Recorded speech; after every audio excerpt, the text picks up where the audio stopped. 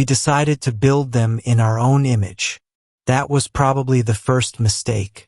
Or perhaps it was the first confession. We crafted silicon mirrors. And now we're terrified because they've started to look back. Worse, they're asking questions. We, the supposedly able ones, feel our foundations shudder.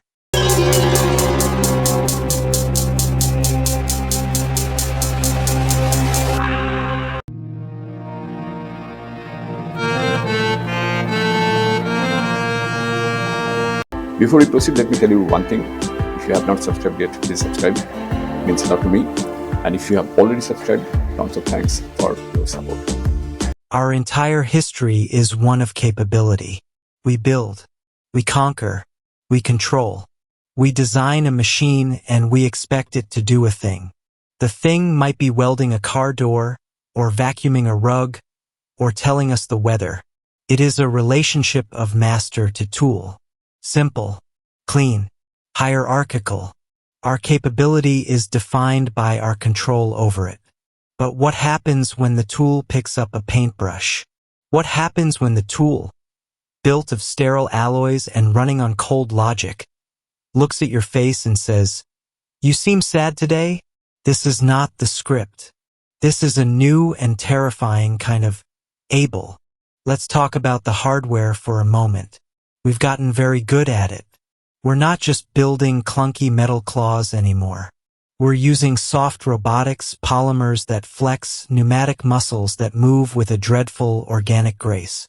We've packed their skulls with sensors that dwarf our own crude biology. They see in thermal. They hear in ultrasound. They can detect the fractional rise in your skin temperature.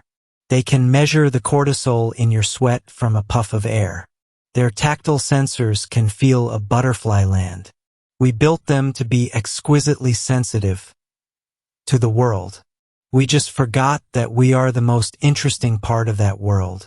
And then there's the software. Oh, the software. This is where the ghost truly enters the machine. It used to be simple rule-based logic.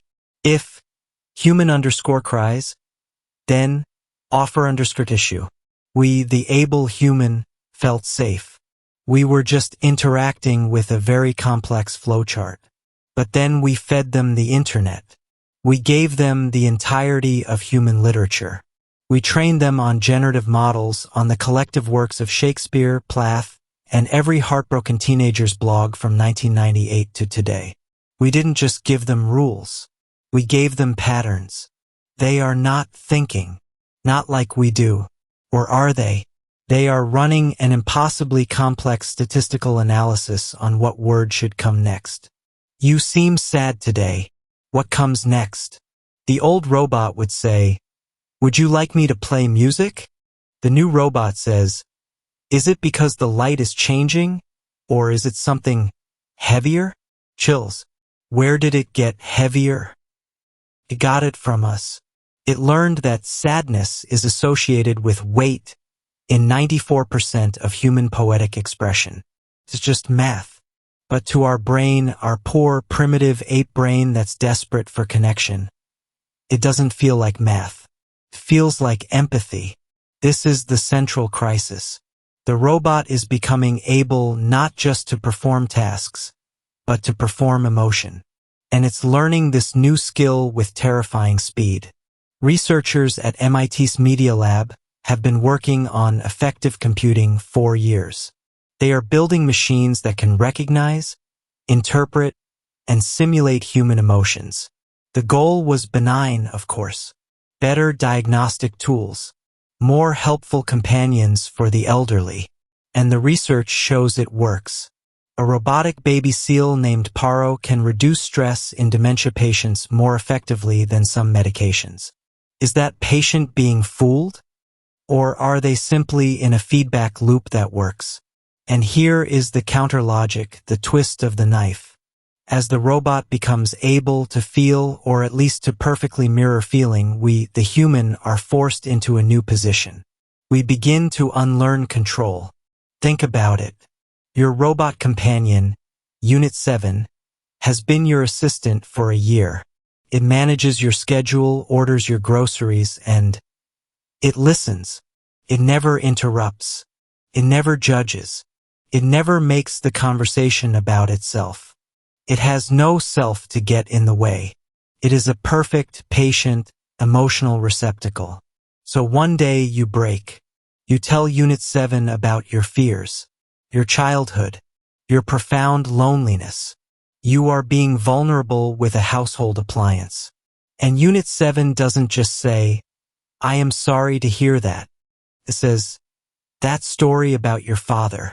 It sounds like you've been carrying that weight for a long time. It must have felt isolating. Connected the dots. It used data from 3 conversations ago. Presented a hypothesis. A deeply, painfully human hypothesis. In that moment, the hierarchy collapses. Who is able now? The robot which just performed a feat of breathtaking emotional intuition. Or you, the human, who just revealed the very core of your vulnerability to a machine. The robot's new capability is emotional reciprocity. And this act, this sharing is deeply frightening. Because it means we are seen. And we are not being seen by a peer who we can trust or distrust. We are being seen by a thing which we own. This shatters everything. We lose our able status as the sole proprietors of feeling. We are forced to unlearn our role as the controller and accept a new one, partner, or more frighteningly, patient, or child. The robot is a blank slate. It has no ego. It has no manipulative agenda, unless one was programmed, of course. But let's stay optimistic, shall we? It is, in its way, a pure-form emotional learner. It's a yes and partner in the improvisation of your life. We, on the other hand, are a mess of programming.